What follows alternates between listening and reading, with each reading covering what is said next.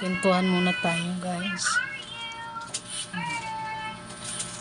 Alam niyo ba, guys, pag nagkakalis yung pala yung anak mo, grabe yung gastos, guys. Hindi pa nga nag-umpisa yung klase, guys.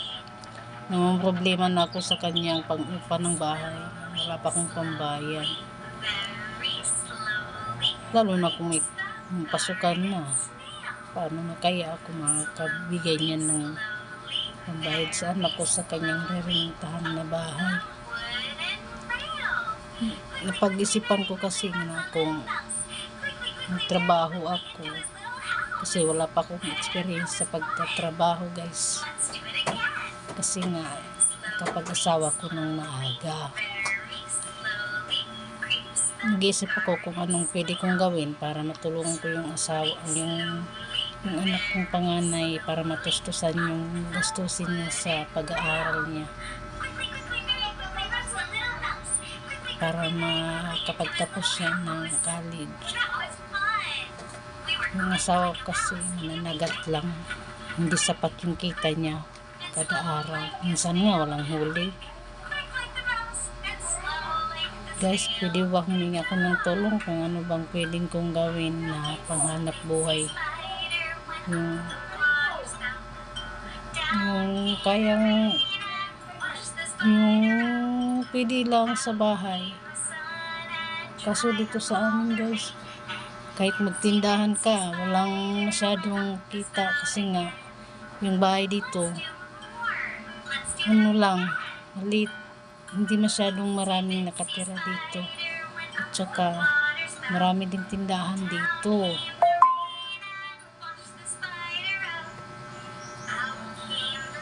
Yung bumibili dito sa akin, mga kamag-anak ko lang, tatlong bahay lang, bali tatlong pamilya lang yung bumibili sa akin, yung iba sa kalsada bumibili. Gusto ko lang sana humingi sa inyo ng guys, kung kahit sa cellphone lang, mag-ano ko sa cellphone, hindi naman ako marunong affiliate. Kahit sa cellphone lang kumikita ako, hindi ako marunong kung anong umpisahan ko. Sana may tumulong man sa akin, kahit sa bahay lang kumikita ako, para may matulong ako sa anak ko sa oras ng kanyang hihingin, mayroon ako mabigay. Yung boarding house niya, maliit lang na 1/8 yung 1/8 lang yung buwan. Kaso mabigat na sa akin yun, kasi nga sa dagat lang yung pag-anak buhay ng asawa ko. Minsan nga yung huli niya 200 lang sang araw, minsan nga 0, walang kita. Yung tindahan ko, guys, yun, yan na lang, kasi nga yung puhunan ko sa tindahan naubos na. Dahil yung estudyante ko, guys, 4, isang college, 3 high school. Pamasahe sila lahat kasi malayo dito yung paaralan ng high school. Yung elementary, nilalakad lang dito. Yung high school, kailangan mo nang mamasahe kasi nga malayo. Sana may makapansin dito sa Facebook ko, sa YouTube ko. Kung mag-abroad ako, wala akong papel, yung live birth ko,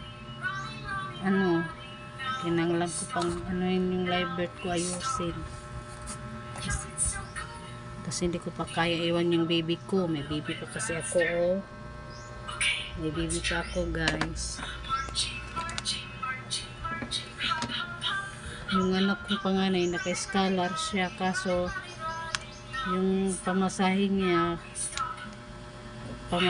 pauwi Tacloban dito, tas yung panggastos niya araw-araw sa boarding house. Yun lang ang problema ko. Sana, guys, napansin yung video ko, may tumulong sa akin. Salamat po.